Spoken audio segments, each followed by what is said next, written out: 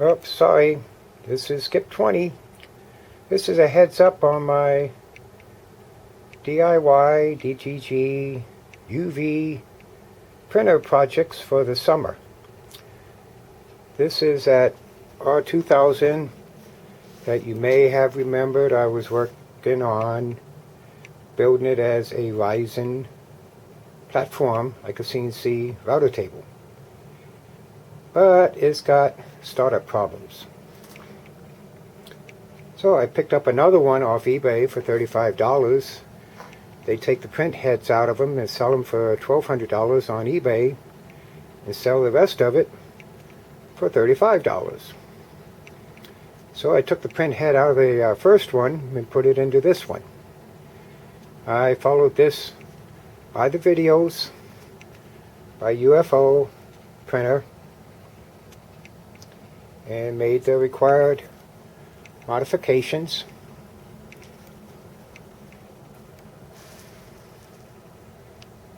It's mounted on the base already.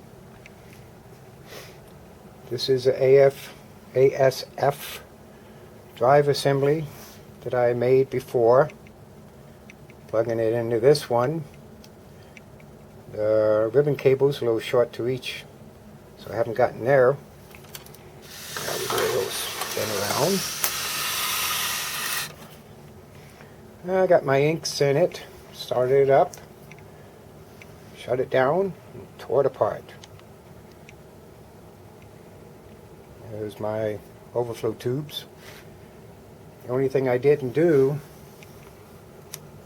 was remove this rail. Yeah, it won't focus. This camera's getting old and decrepit. Anyway, I didn't remove this bottom aluminum. I prefer to have it as strength. It's also a pain in the butt trying to get those screws out without bending the linear rail for the print head. So I just bent the tabs up underneath it. Made my own little bracket. It's basically out of 1/8 inch aluminum angle.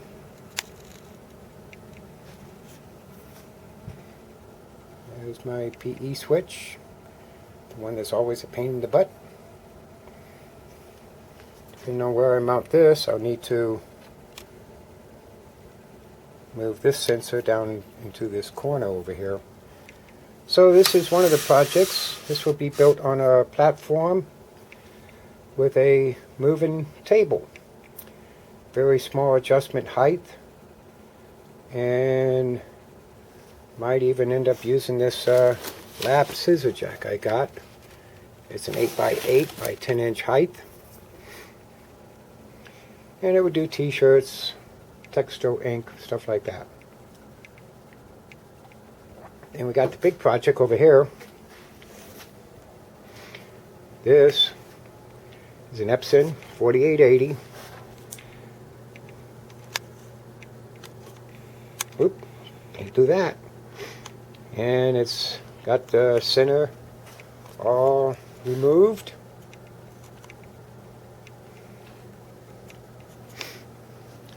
Here's my UV light, heat sink, and fan. And something that wasn't mentioned on the forum is that the fan does not fit the screw holes of the UV. And I had already drilled this out using the fan. Where is it? There he is. So I gotta redo it. But this thing has all been gutted. It's getting there, slowly but surely. Mount the power supply in the back.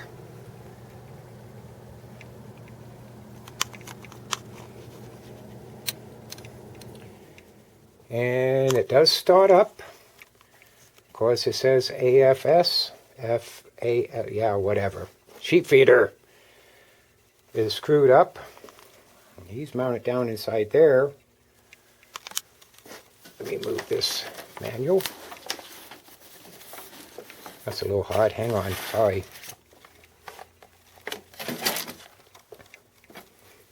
There's a PE switch for it. Get the cord out of the way, lift the guy up. And that's how I did the encoder. Again,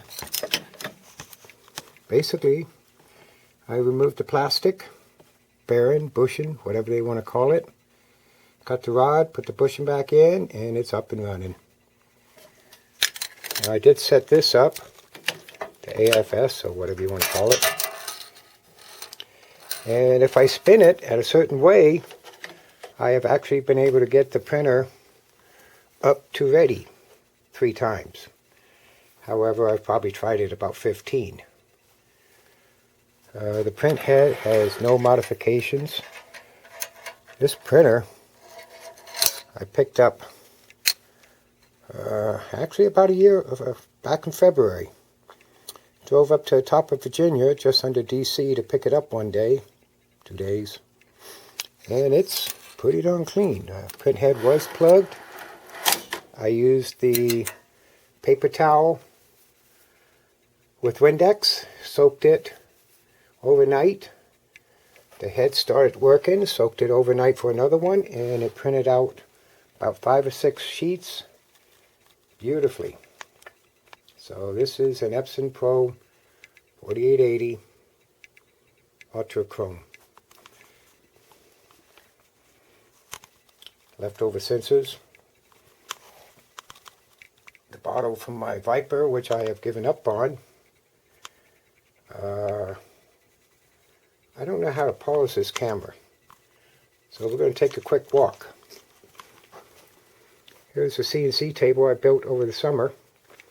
It needs to be finalized and get the 4th axis finished up. My messy jet mill drill. Now we're going into the secret room.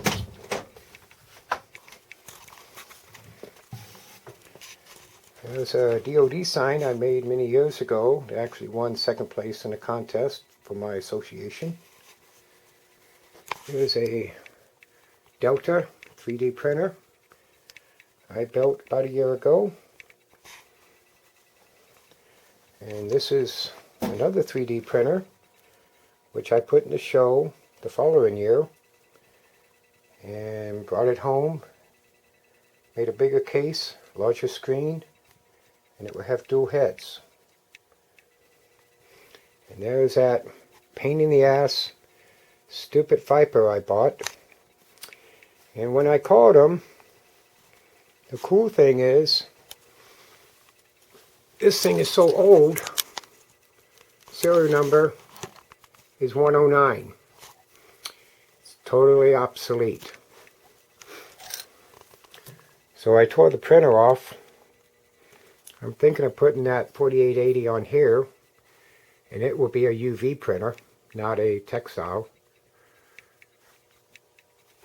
And it's got power supply and everything else for the DC motors to raise.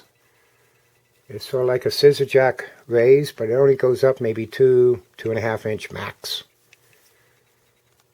But I've got a moving treadmill. It might be good for my little dog to exercise on if I can't get it working. I do have a platform for the t-shirts, the cover. And I don't know if it will come out, but yeah, too dark down there. But that's the old platform for the 8020, the R2000, where it was like a gantry being moved up and down. So this is just a heads up on what's happening. I haven't posted on here for quite a while. Actually, since I gave up on that R2000 a few years ago. It's just been sitting around taking up space. But I am excited about building a UV printer. As you may tell, I am an engraver. I do plaques, awards, laser engraving, full color name badges. I'm also a mechanic, and that won't come out. There you go. That was a custom Mustang 68 that I built back in, I guess, the very early 80s. And this one was a custom Ford Pinto with a flip front end. And my junk table. Computer storage. So I guess that's about it. I'll be working on the UV printer. This is actually the platform I was making for the R2000. It's based roughly on the UFO design. It will have 4 to 6 inch table height lift, but I may modify it for the 4880 if the Viper table turns out to be a pain in the butt, just like the rest of that machine.